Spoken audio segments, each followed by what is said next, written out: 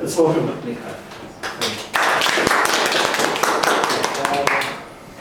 Yeah, my name is Mikhail. I'm teaching economics, and I'm also teaching business courses here at Lakeland College.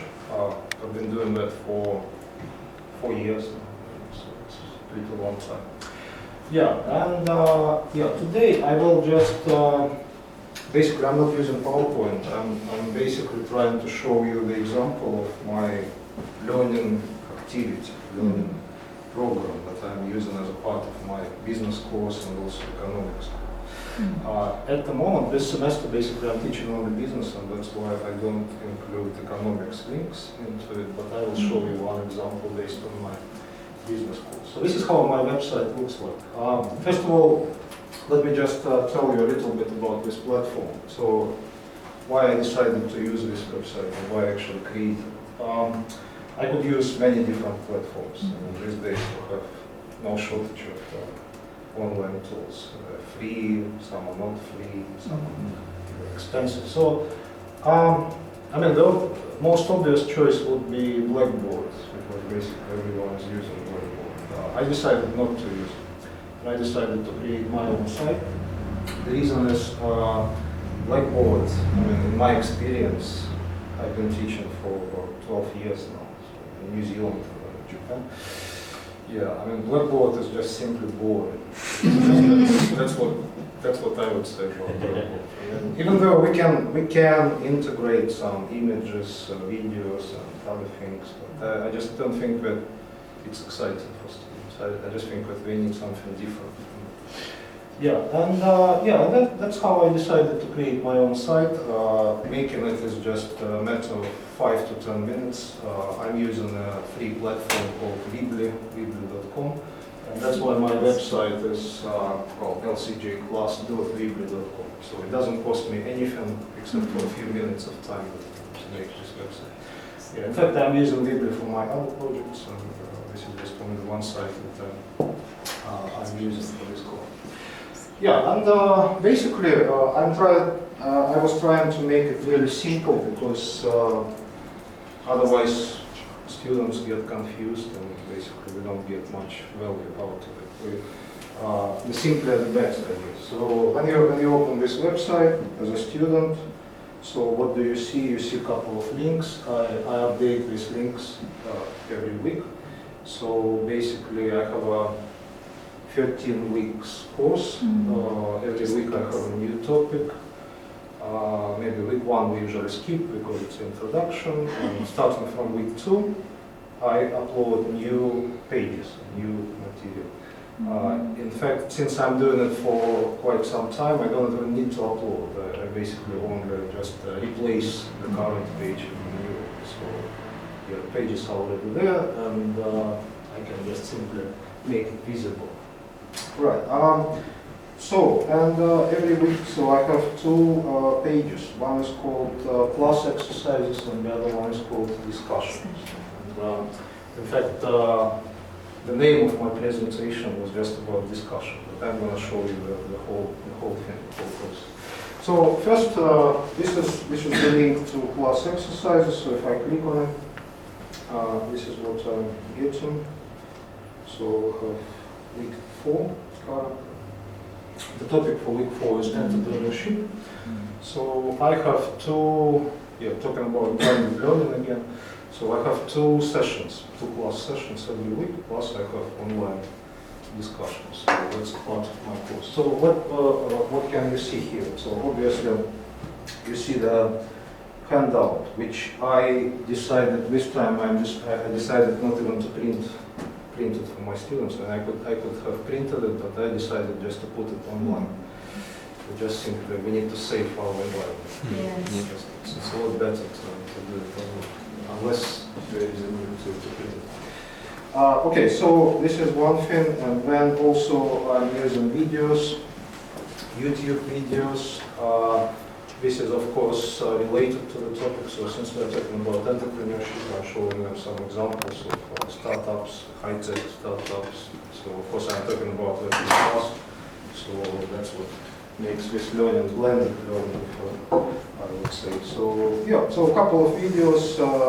They can watch it in their own time. We don't actually do it in class. This is only the homework. Yeah, I guess. I mean, one good thing about online learning is that we can do it just about any time. We sometimes do it in the morning, sometimes after class. So that's a good thing. So this is one link, and the second link goes to the actual discussion. So 2 links every week. So what of week 4? The topic is the same, and what I'm basically doing, I'm giving them one discussion question per week. Yeah, I used to give them 2 actually, but now I decided to go with 1 simply because it's just easier to coordinate. Yeah, and the question this time, the question is actually related to their assignment. And what I would like them to do is just basically, since it's an introduction to business course, so the assignment is to create a simple business plan.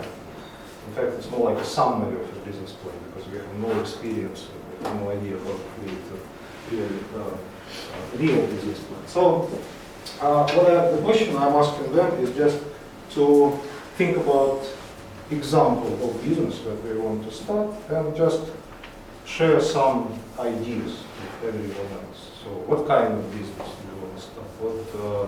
What kind of resources do you need? Do you expect a lot of competition on this market and so on? So for this week, the question is a little bit too long. So this is not typical. Normally, it's really a couple of sentences. Yeah, this time it's more difficult simply because it's related to the assignment. So I want them to think about many different things, and this is what we do. And in fact, I'm actually giving them some tips of what we actually need to learn. The reason is very simple. Most students are not native speakers of this. Sometimes we will struggle with language. So what I can do for them, I can actually guide them a little bit. Not actually write an answer for them, but I'm just encouraging them to go in the right direction. Of course, they can choose to follow, or they can just write their own answer. Right. So the whole idea of this discussion is just to encourage them to make comments, and this is what they get. So this is actually a real discussion that is going on now in my class. We are on week 5, and this is week 4. So this is what students are writing. Yeah, I don't really have time to go through all these answers, but one interesting thing I would notice is that I encourage them to actually comment on each other's answers. So I really encourage them. I actually want them to do it regularly. I don't want them to just write their own answer and just forget about this discussion. I want them to actually read other people's answers, maybe get some kind of interaction, feedback.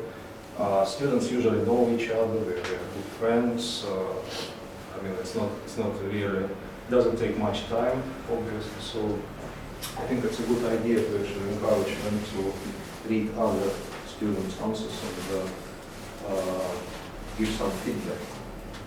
Right.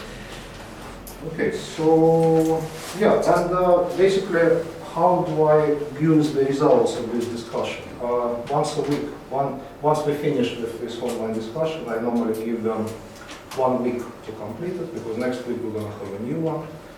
And after we finish, after the deadline is usually on Wednesday, so the cutoff time, basically I'm closing this discussion and I don't allow any more answers. So we have 1 week, and unless we have any special reason to not to submit the answers, so probably we need to send the email, but otherwise we just we're missing out on this. Yeah, and I actually came up with this idea of giving students points for completing this discussion. So every time we participate, we get 2 points. So we get 1 point for writing their own answer, and we get the second point for commenting on other people's answers. So altogether we have 10 weeks, 20 points is the maximum number. And, some of my students get the full 20 points, not everyone. Some will get it.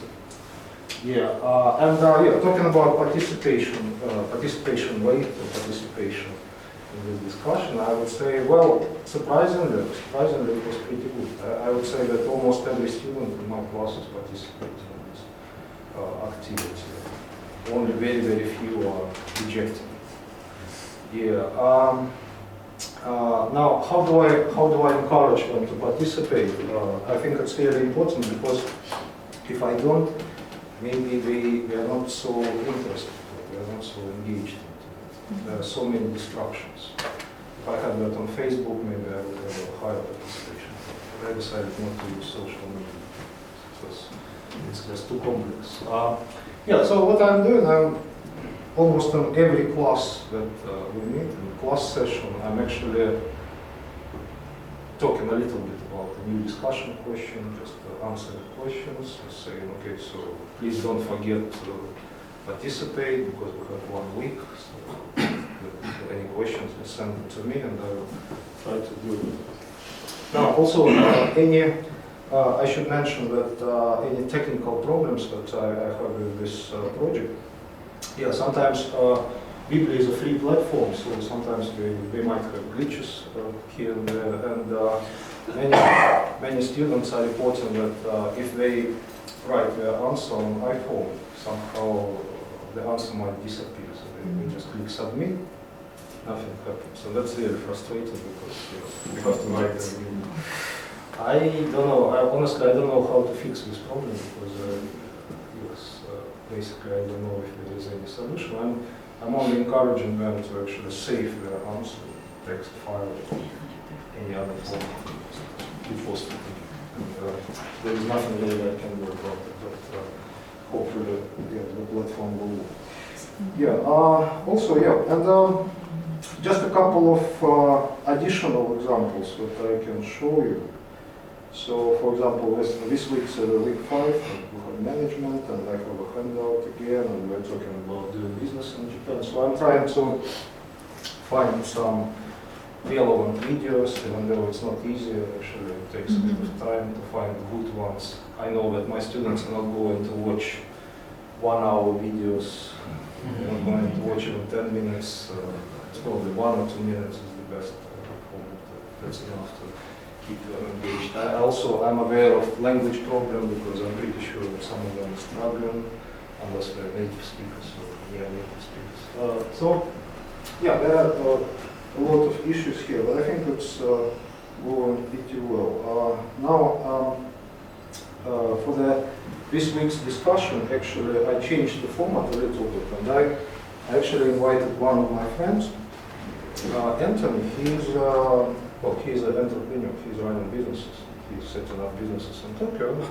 He's just talking to my students about his projects, telling them what's going on, what kind of challenges he does have here. I designed a very simple interview with him. Basically, we did it online, just a set of questions, answers, something like that. And then, obviously, this is a task for students to read it, come up with some ideas, questions, and just post it as a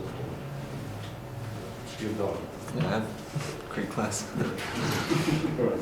So yeah, it's fairly simple. I mean, I'm trying to make it really simple if possible. I understand that it might be quite difficult actually for students to find time to participate in so many activities. And I guess so far it's pretty interesting. And one thing I would like to emphasize is that once I started doing this project, it was kind of challenging. I mean, I had to figure out many things, but one encouraging thing for me was that I just looked at the quality of answers. If I can just compare with my class discussion. Class discussion, we struggle sometimes.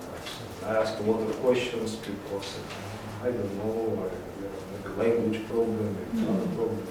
Now, when it comes to online discussion, they suddenly start to generate amazing ideas. I sometimes think, wow, it's just something really valuable, it's really amazing, it looks like the person already has a lot of experience. They just don't like to discuss it in class, but when it comes to some online discussion. We're generating really good high quality ideas. Of course, not everyone, not every time, but I think it's really encouraging. It's my experience. Yeah. So I guess So this is just a visual example of what I do, and basically the idea of this presentation is just to ask you guys if you have any suggestions, if you have any ideas, any impressions, anything at all. If this could be of some help to you in your current teaching projects, that would be great. So we can keep in touch. If you have any suggestions, that would be even better. So I'm always constantly looking for this feedback, even from my students or asking. So how does it work? Questions you have, difficulties, problems. So that's pretty much what I do.